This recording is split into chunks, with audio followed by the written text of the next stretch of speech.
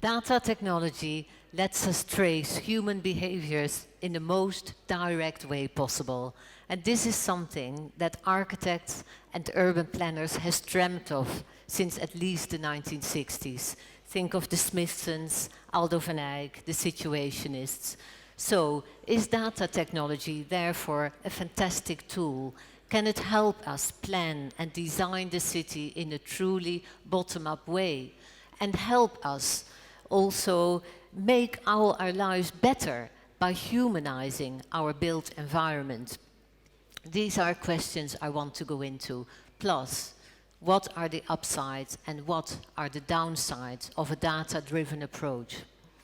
First, let's see if we understand what is the city as a chaotic environment. My own city is Amsterdam. I have lived there for the past 30 years. When I was growing up, I did not live there, but I would visit very often to see with my family my aunt who lived there. And I remember vividly, because this was the 1960s and 70s, Amsterdam actually at the height of chaos, with riots, hippies sleeping in the city center and also in the park, the Dam Square, and also occupation of the university. All these things were going on, but there were also the theater, there was the Rijksmuseum with its 17th century doll houses. And to me, that is the nature of chaos. It is all of these things going on, all at the same time. And it's a wonderful energy coming from the chaos of so many people, hundreds of thousands to millions living in the city. And that brings also its own special order to a city. And it's a complex system which is very energizing in many ways. And what I wasn't aware of at that time was that Amsterdam was also growing at an unparalleled rate.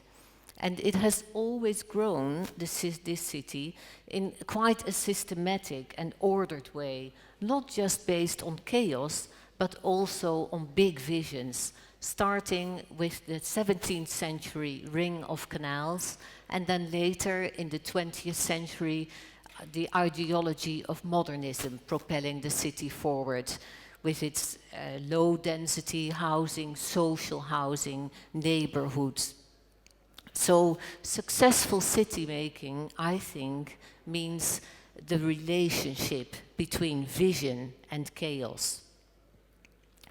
Today, there are problems.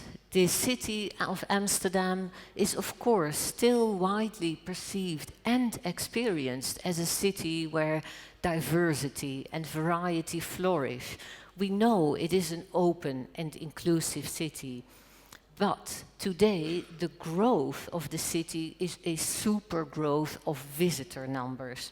We have around 800,000 inhabitants in Amsterdam, and in 2017, over 17 million people visited the city. So you can imagine the pressure that puts on a city and its inhabitants.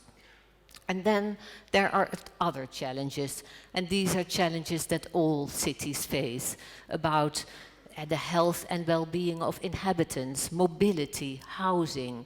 As we know from urban research, we can be at our healthiest living in cities. We can be well connected, using public transport, walking, having good access, the best possible access to jobs, to education, to healthcare. But we can also be at our unhealthiest, and this is a real worry we have to take seriously. Furthermore, a real challenge of today is something that's very particular to our time, and that is cyber security. In our cities, all of us are increasingly reliant on huge digital infrastructures and cyber technology, and these make us vulnerable. Smart cities are potentially also dangerous cities. What are the threats we are facing? Well, we can come up with acute crises, not only catastrophic systems failures, but actual cyber attacks, which occur more and more frequently. Only 2 months ago, Amsterdam was the subject of a big DDoS attack, and smaller attacks have occurred since then. But it could also be argued that the very fundaments of our society, our democracy, our governance are also vulnerable, as we need these increasingly expansive structures. They pose a huge burden on our resources, on the economies of our cities. How does that affect policy making, decision making in the city? And another real issue to be taken very seriously, and more topical, we, all of us as people, are vulnerable as well. Our anonymity, our privacy, we cannot be sure that these are sufficiently safeguarded. However, does that mean technology itself is bad? I would say no. Let's not throw out the baby with the bathwater. Technology itself is not a bad thing.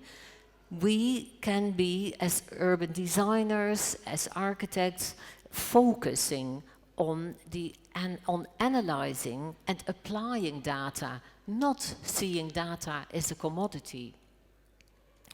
My own experience from that is through having been active in practice now since 1988, when I co-founded, together with Ben van Berkel, our architectural and urban design practice, UNStudio. And as I came in that position, I also came into a position where I could help achieve change on a small scale maybe. First mainly in the Netherlands, but later also internationally. And I then also became increasingly aware that, especially in Europe, most of our cities are actually old structures. 90% of our built environment is already there.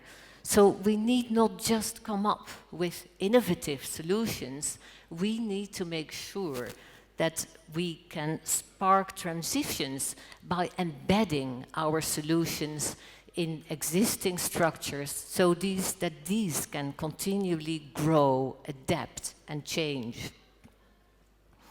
So let me give you an example. As I told you, Amsterdam has grown outward in these ever increasing concentric circles, and the whole of it is encircled by a wide band of a ring road, the A10. Now, what can we do with a structure like this now that infrastructure, mobility is changing fast? How can we combine those changes with our need for sustainable growth? Our solution that we came up together with a very diverse team, this was done in 2015, and our team included local government, local stakeholders, traffic specialists, but yes, also data analysts, and also us as architects and urban planners.